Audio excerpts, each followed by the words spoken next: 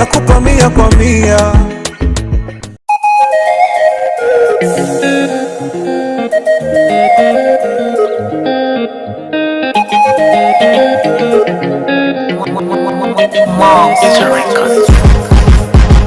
Thank you, my God, thank you today. And I thank you tomorrow. For your love, I thank you, my God. Oh man, I thank you today. Thank you, my God, thank you today. And I thank you tomorrow. You never disappoint, oh my God. Oh man, I thank you today.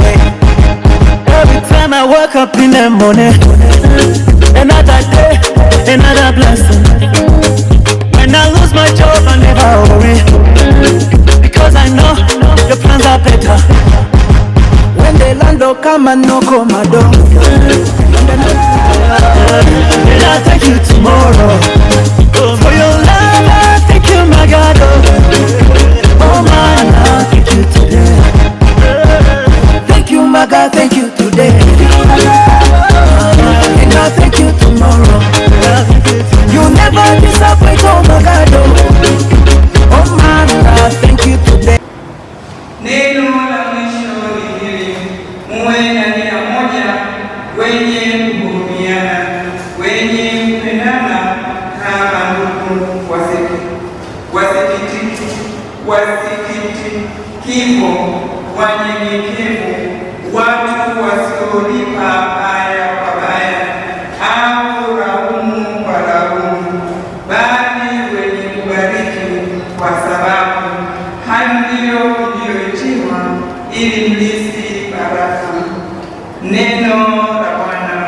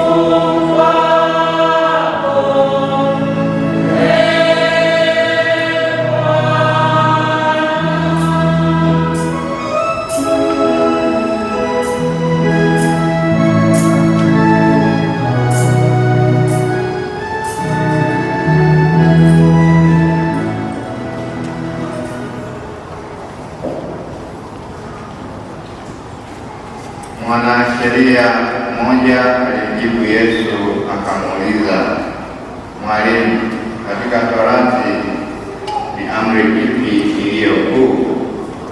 Akamwambia, mpende Bwana Mungu wako kwa moyo wako wote na kwa roho yako yote na kwa akili zako zote. Hii ndiyo iliyo kuu, tena ya kwanza. Na ya pili yafanana nayo, nayo ni hii: mpende jirani yako kama nafsi yako. Katika amri hizi mbili tegemea Torati yote na manabii. Neno la Bwana.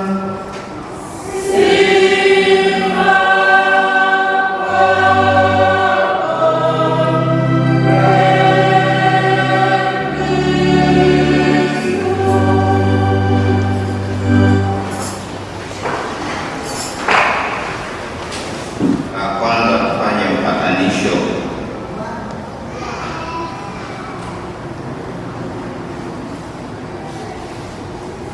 Ili ufa huu usije ukaendelea huko ndani.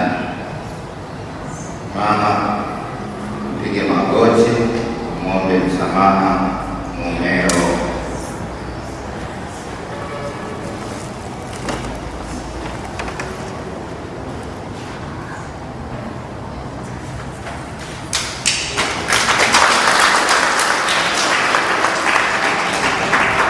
Usisimame mpaka aseme.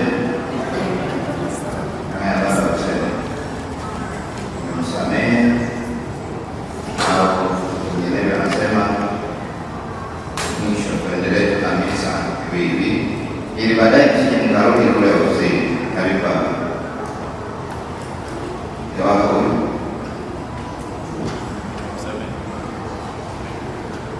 Seme kwa sauti wasikie. Nimemsamehe.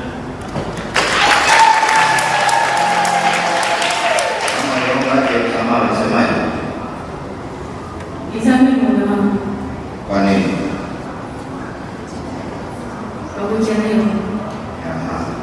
Basi ukae.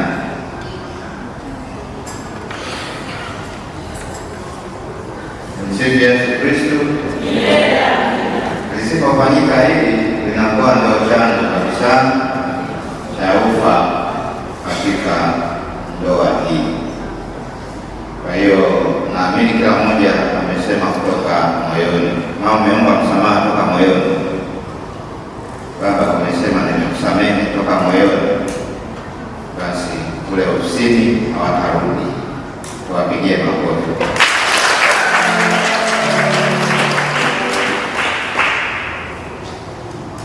Tumesikia vizuri kabisa katika masomo yetu. Somo la kwanza, kitabu cha Mwanzo. Si vema mtu huyu awe peke yake, namfanyizia msaidizi wa kufanana naye. Ni neno la Mungu. Mungu alimuumba kwanza Adamu, na baada ya kuona mwenendo huo, Mungu anasema huyu si vema hawa peke yake, kwa nitamfanyizia, namfanya msaidizi wa kufanana naye. Anamuumba Eva. Mungu alimuumbaje Eva? Alimuumbaje Eva? Unajua namna ambavyo alimuumba Adamu. Ukisoma kitabu cha Mwanzo sura ya 2 aya 7, Mungu anachukua ardhi na udongo, anaufinyanga, anawafanya sanamu, na baada ya hapo anampulizia pumzi. Ile sanamu anaipulizia pumzi, na baada ya hapo kikawa kiumbe kipya, kiumbe ambacho kinaweza kuishi, ndio huyo Adamu. Lakini Adamu baada ya kumpa majukumu kufanya kazi, Adamu akaanza kufanya kazi, akapewa jukumu na Mungu la kutambulisha au kuviita viumbe, kuwapa majina. Kaita majina viumbe vyote ambavyo tunavyo leo. Adamu alipewa heshima ya kuvipa majina. Amefanya kazi hiyo, anaendelea na majukumu. Mungu amemwangalia, na si vema huyu awe peke yake, basi nitamfanya msaidizi wa kufanana naye. Kwa hiyo akamuumba Eva. Sasa mimi nawauliza swali langu hili, Mungu alimuumbaje Eva? Kutoka wapi? Kwenye ubavu wa Adamu. Ndio maana anamuita msaidizi. Tumsifu Yesu Kristo. Anamuita nani? Msaidizi. Ni maneno ya Mungu, ni msaidizi wa Adamu, na anafanana naye kabisa kwa sababu ametoka katika mwili wake. Sasa sisi leo tumeendelea, sisi tunahitaje, tumegeuza mambo haya. Mungu anasema huyu ni msaidizi, wewe ni msaidizi wa baba huyu.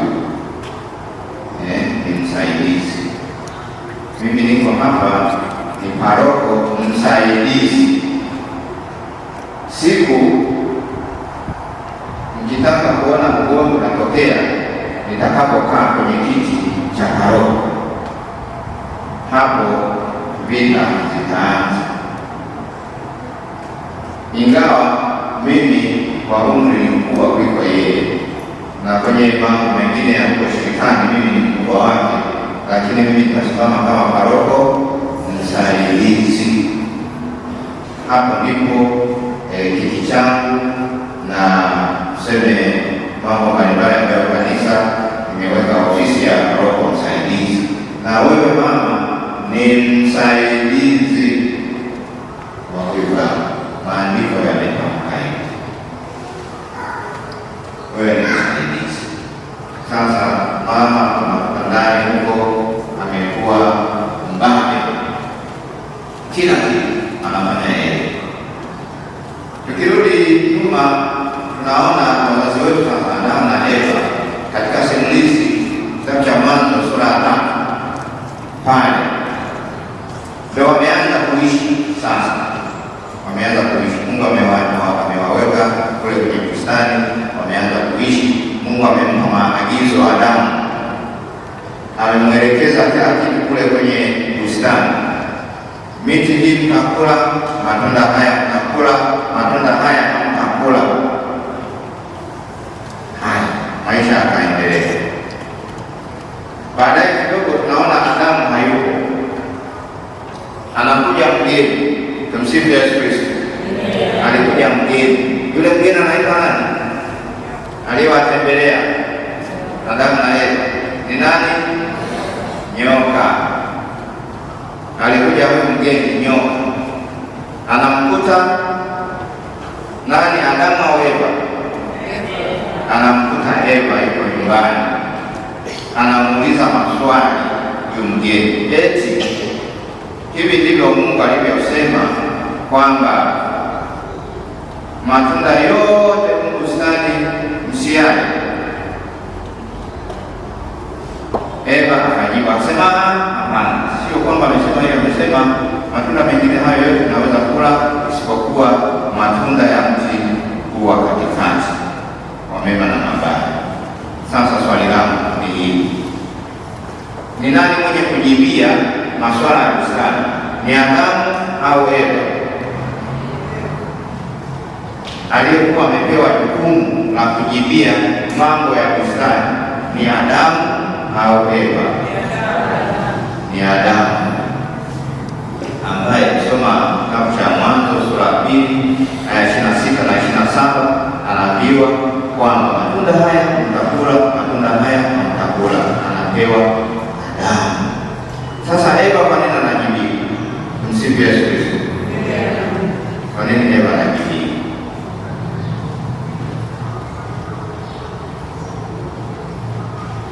Ndio matatizo yalipoanza. Eva yeye anasema, samani mgeni, baba hayupo, naomba ukae hapo umsubiri, akija atakuja kueleze vizuri alivyoelekezwa na Mungu. Au nenda zunguke kwenye mida ya jioni hivi, wana kawaida ya kurudi, utakuwa amerudi, alafu kurudi uje upokee jibu. Sawa jamani? Unaona matatizo yanapoanzia, unaingia kwenye ofisi ya mtu mwingine, aliingia kwenye ofisi ya mtu mwingine kwa sababu hakupewa jukumu ngeni la kujibia. Msifu Yesu Kristo. Hata huko kote mbalimbali kwa hapa kwenye ofisi tunajua utaratibu, si ndio? Kwa nini anaingia kwenye jukumu la mtu mwingine? Hapo unaanza vita. Kwa hiyo dhambi imeingia ulimwenguni kwa sababu mmoja hakujua wajibu wake vizuri. Mama, jua wajibu wako vizuri. Baba, jua wajibu wako hata kujibia vizuri. Kwa hiyo dhambi inaingia kwa sababu hiyo. Kwa hiyo kila mmoja ajue jukumu lake na mawasiliano. Hakukuwa na simu wakati ule. Wakati simu. Yamkini pengine huyu mama Eva alijua baba yuko wapi. Sasa kaa hapo, subiri kwanza, dakika 5 hivi. Angekimbia, baba, samahani, kule nyumbani kuna mgeni ameuliza swali hili. Baba anasema, namalizia hapa madimba yangu hapa kulimalima. Wewe nenda ukamwambie hivi 1 2 3 baada ya kuwasiliana. Au mwambie asubiri na kuja sasa hivi. Muwasiliane. Sawa baba? Sawa Robert? Sawa Victoria? Muwasiliane. Sio kila mmoja anaanza kufanyia cha kwake hapo baadaye anaingia kwenye mgogoro. Na migogoro kizidi inarudi kwetu ofisini. Samahani baba, sikujua. Ukifika hapo nasema mimi sikujua. Sema ni kweli wewe sio sikujua. Wewe ni Robert. Hilo sikujua ni jina la mtu mwingine. Wewe ni Victoria. Hapo wewe unasema sikujua, sikujua. Sikujua huyu baba amebadilika kabisa. Sikujua huyu mama amebadilika kabisa. Muwasiliane. Bahati mbaya sana mama wewe. Somo hapa wewe pale nje dakika 10 mnajikumbusha na wamama wengine mko hapa mnashindwa kumheshimu Mungu, mnajikumbusha pale kwenye gari hapa. Kumbe umepigia simu umechelewa. Ilibidi hata shera huko bila kanisani. Kumheshimu Mungu. Kumheshimu Mungu. Msipoweza kumheshimu Mungu mtapata matatizo mengi. Ndoa hii mnafunga mbele ya Mungu. Mbele ya Mungu. Kwa kumheshimu Mungu. Hapo somo limesema, Mtume Petro anasema kwamba kujipamba hapa mnaangalia mambo ya nje, mnaangalia mambo ya nywele. Yaani ilikuwa linakusema kabisa hapa. Angalia mambo ya nywele, sijui na nini, sijui na hivyo. Pandeni roho zenu. Pamba roho. Anasema hivyo ndivyo wanawake watakatifu wa zamani walivyokuwa. Na mimi hapo nikawa nacheka, nasema naka siku hizi ndio wako mingi. Wanawake wa zamani walipamba roho. Mama nipambe roho. Mama Victoria nipambe roho yangu iwe safi. Iwe safi kabisa. Utafanya hivyo ikiwa utamheshimu Mungu, utampenda Mungu, utamnyenyekea Mungu, utampigia magoti nani? Mungu. Maisha yako yatakwenda.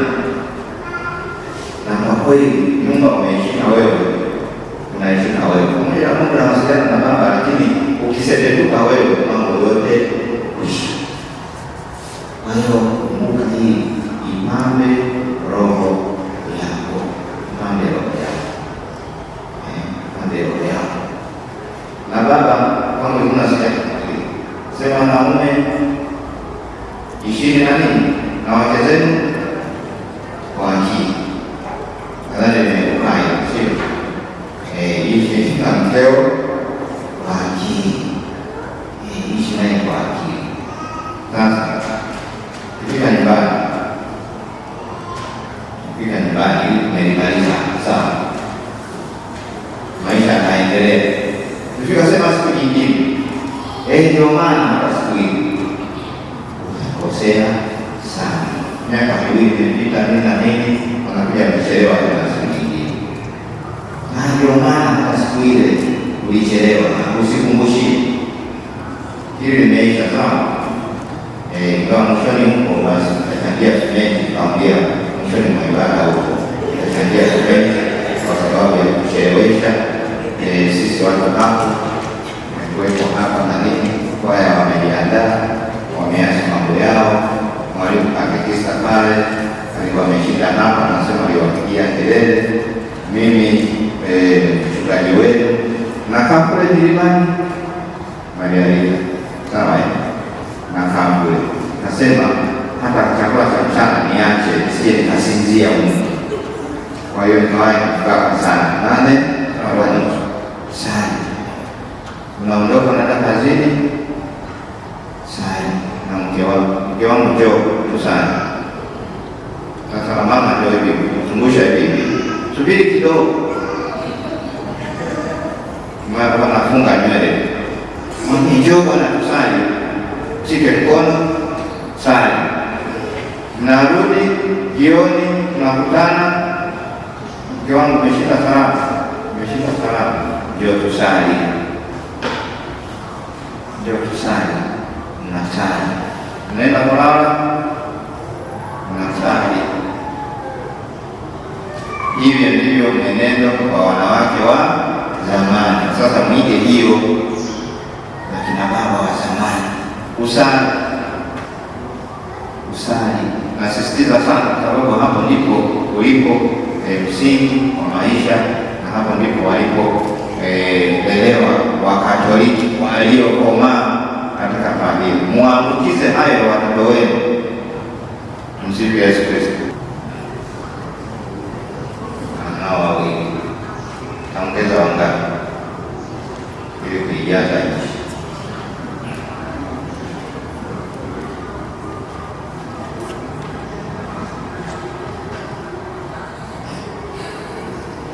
Tatizo liko kwetu Wakristo, tunalifanyia mzaha hili swala, lakini wapo watu ambao wako serious kwenye hiyo kazi.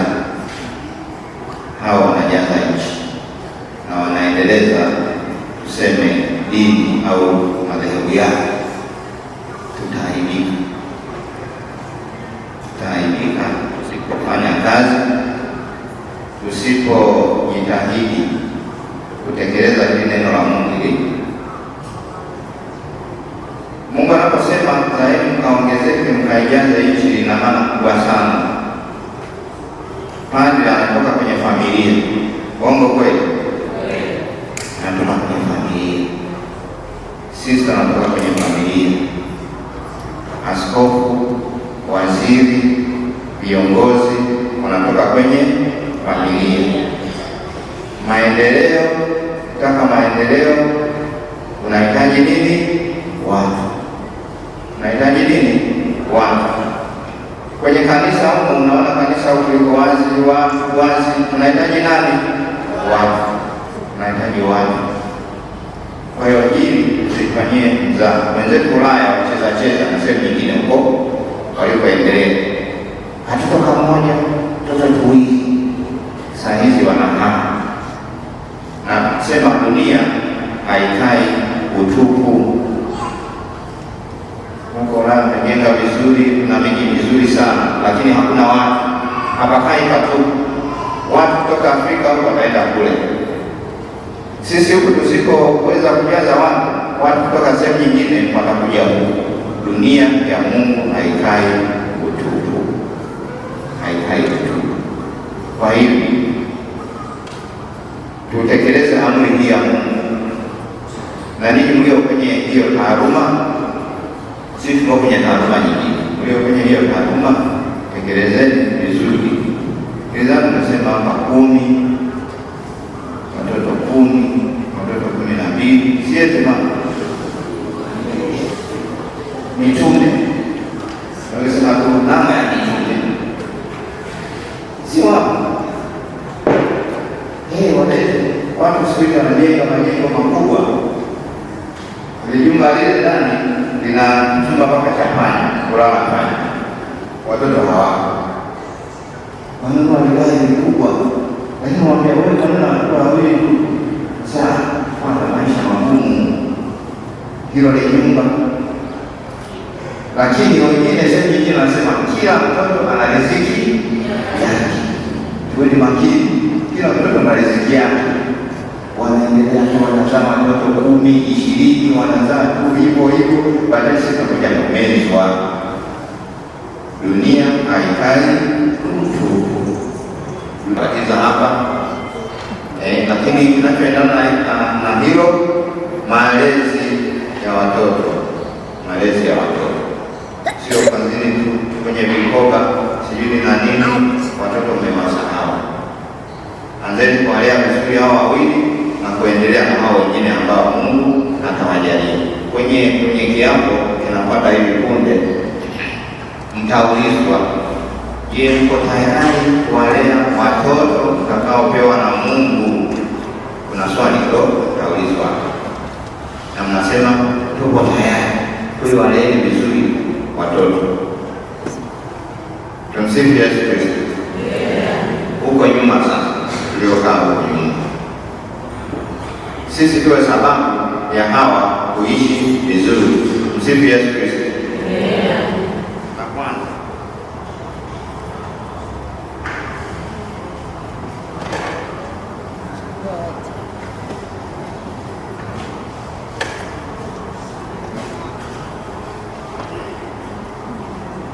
La kwanza, kuwaombea Robert na Victoria ili waishi vizuri. Tusiwe sababu ya kuwatenganisha. Kuna familia fulani hivi, anakuja sijui mama mkwe sijui nani, anakuja hapo, anakuja kutega. Yaani ndio hiki chakula ambacho mke wangu amenipa. Nafikiri sijui alileta milioni hapo ya kuandaa chakula. Yaani mke wako hana heshima kabisa. Amenisalimia mimi, amesimama tu, napigi hata magoti. Tusiwe sababu ya kuwatenganisha. Kuna mila fulani nyingine zimeshapitwa na nini na wakati.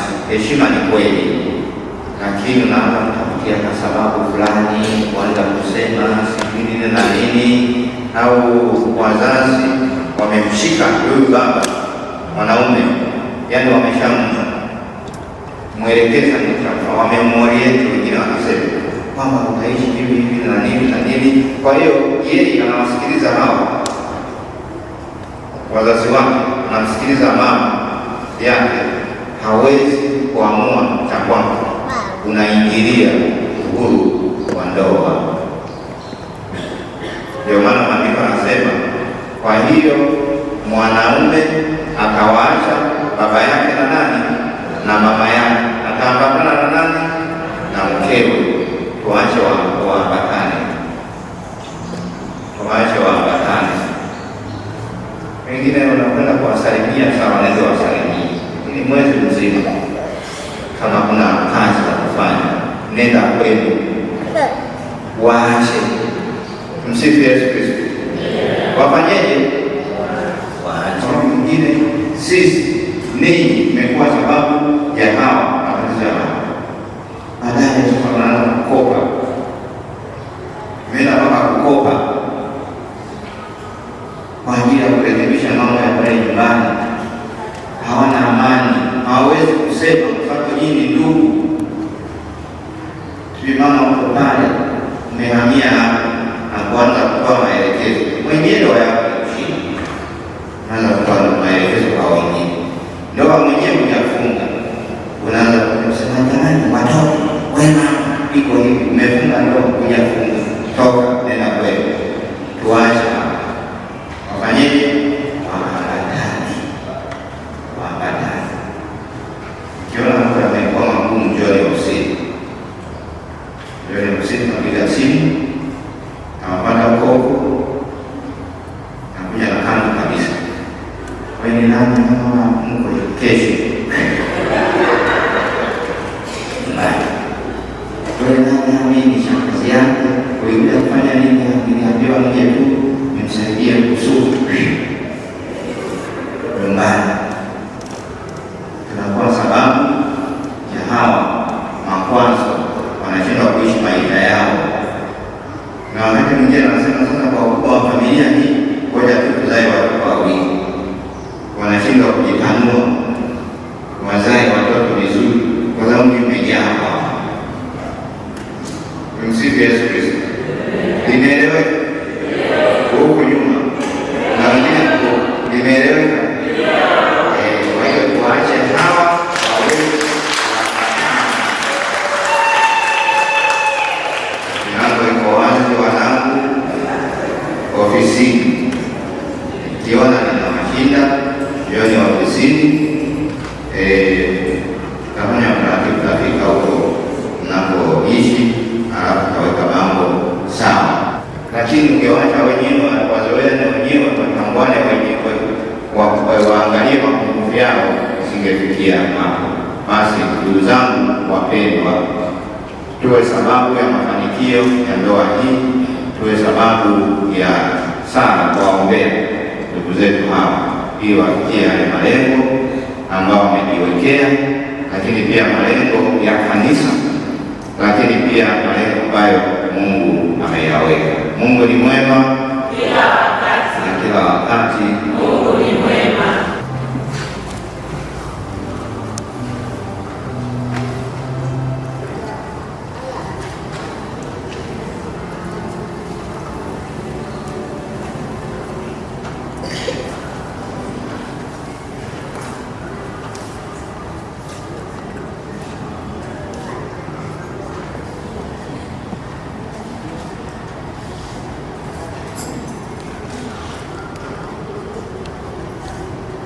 Ndugu zangu wapenzi, tumefika hapa kanisani ili mapendo yetu yapate kutiliwa muhuri mtakatifu wa Bwana mbele ya mjumbe wa kanisa na mbele ya watu walioko hapa. Kristo anayabariki mapendo hayo, na kwa sakramenti hii ya pekee anawaneemesha na kuwaimarisha hao waliokwisha kuwatakasa kwa ubatizo mtakatifu, ili waweze kudumisha kwa uaminifu kati yao na kutimiza shughuli nyingine za ndoa. Ndio maana na wahoji mbele ya nia yenu. Robert na Victoria, je, tumefika hapa kufunga ndoa pasipo shuruti, kwa hiari yenu na kwa moyo radhi? Ndio. Ndio. Je, mko tayari kuishi maisha ya ndoa, kupendana na kuheshimiana siku zote za maisha yenu? Tuko tayari. Hivyo ni ndio. Pia Ndio. Je, mko tayari kuwapokea kwa mapendo? Je, mko tayari kuwapokea kwa mapendo watoto utakaopewa na Mungu na kuwalea kama ilivyo sheria ya Kristo na kanisa lake? Ndio. Basi ikiwa mnakusudia kufanya maagano ya ndoa takatifu, shikaneni mikono.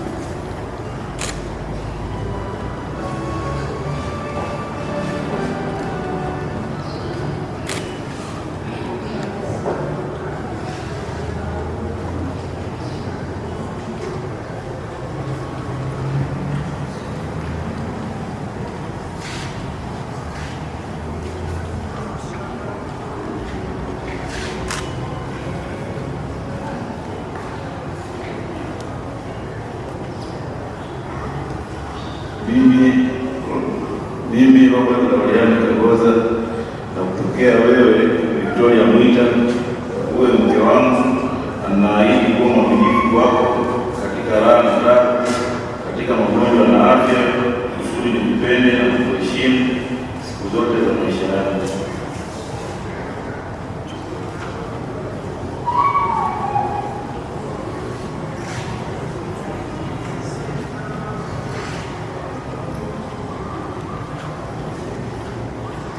Mimi Victoria Mwita nakupokea wewe Robert Lauriani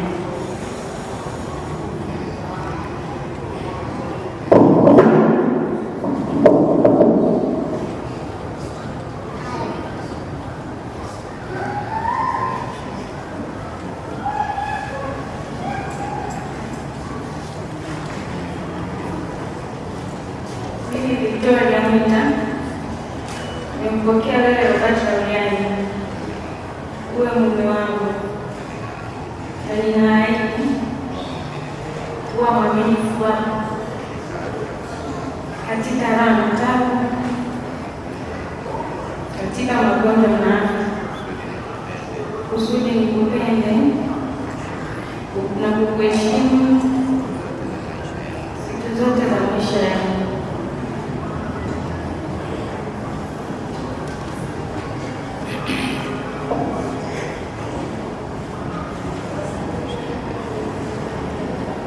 Basi baliana huo mlioonyesha mbele ya kanisa, Bwana kuitishe kwa wema wake, apende kuwazidishia wingi wa baraka zake, aliyounganisha Mungu mwanadamu asiyatenganishe.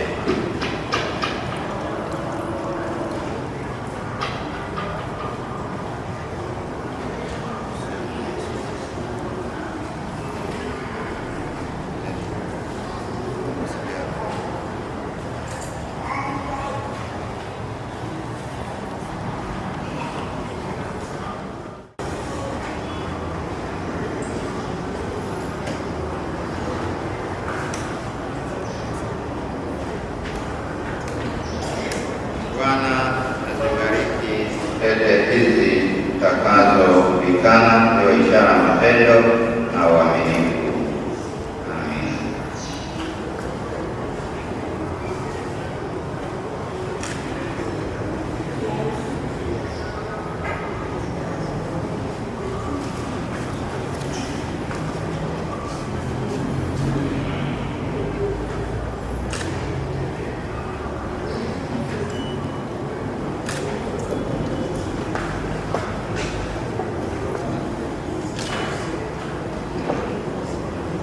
Mwenzangu, pokea pete hii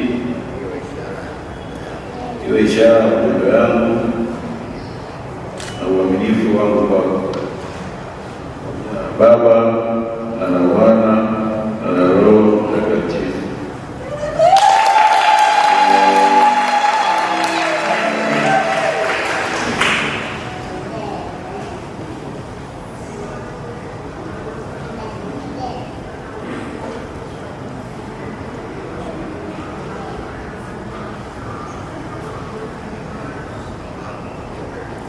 Mwenzangu, pokea pete hii iwe ishara ya mapendo yangu na uaminifu wangu kwako, kwa jina la Baba na la Mwana na la Roho Mtakatifu.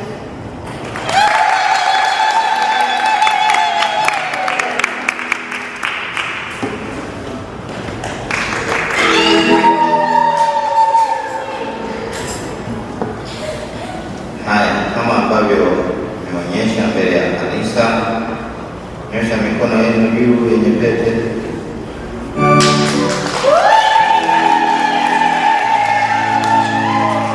Imependeza jamani, kwa hiyo kila siku mnakuwa mkitoka mnavaa, kirudi mko ndani mnaweza kuzivua mkaziweka, sio kipimo chake, mnatoka mnazivua, kirudi ndani mnavaa. Naweza kutoa mkiwa pale wenyewe, nanibana kidogo nini, iko pale. Kwa wengine anaweka kwenye vipochi, wanatoka huko mkono hauna kitu. Msifanye maigizo hayo. Halafu jambo lingine nimeonyesha hapa, nimekumbatiana mbele yetu. Ametoka kazini, fanyeje? Kumbatiana. Naondoka naenda kazini, fanyeje? Kiwa wenyewe ndani kule, kwa sababu kunaweza kuwa maagizo tu, kumbatiane, yani kwa wingi kabisa. Wale wenzetu wanasema as much as possible, kumbatiane mara nyingi sana, ili kuweza kudumisha upendo kati yenu. Sio mnakumbatiana na watu wengi huko nje huko, mkifika wenyewe mkumbatiane. Sio mnachekea watu wengine huko mara nyingi zaidi, mkifika wenyewe hamchekeani. Kila mmoja mchekee mwenzake, baba mcheka. Tabasamu. Hapo ndio tabasamu. Haya, mama tabasamu, mwangalie mwenzako. Walao. Kwa hiyo msipoweza kufanyisha hivi vitu vidogo vidogo vinavyoweza kuleta uhai kati yetu, utaanza kutafuta furaha sehemu nyingine. Tafuteni furaha ndani yenu, kwa sababu Mungu yuko kati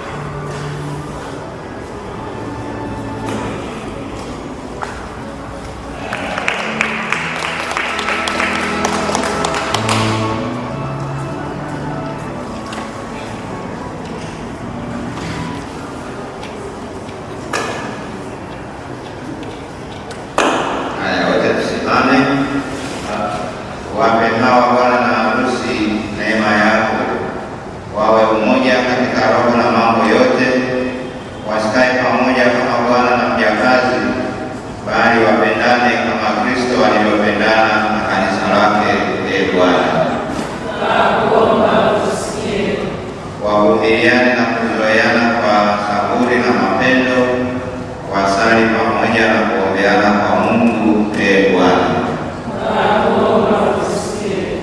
wawalee watoto wao vyema na kuwapeleka kwa Kristo, wawakabidhi wajukuu mila za wazee zilizo njema. Ee Bwana, nyumba yao iwe kanisa dogo, familia yao iwe msingi kwa taifa. Ee Bwana,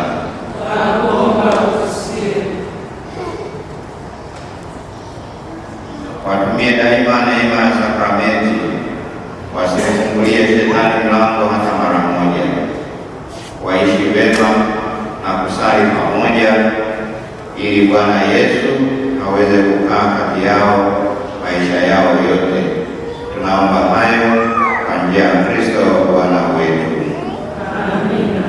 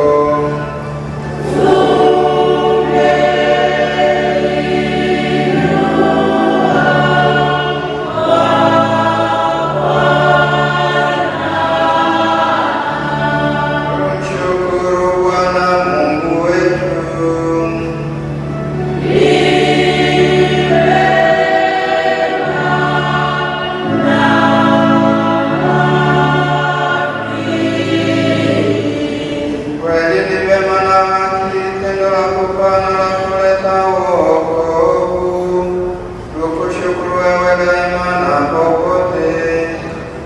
Ee Bwana, Baba uliye mtakatifu, Mungu mwenyezi wa milele, kwa njia ya Kristo Bwana wetu, wewe katika Kristo umefanya agano jipya na watu wako, ili hao uliowakomboa kwa fungu la kufa na kufufuka kwake uwajalie washiriki umungu na urithi wa utukufu wa mbinguni.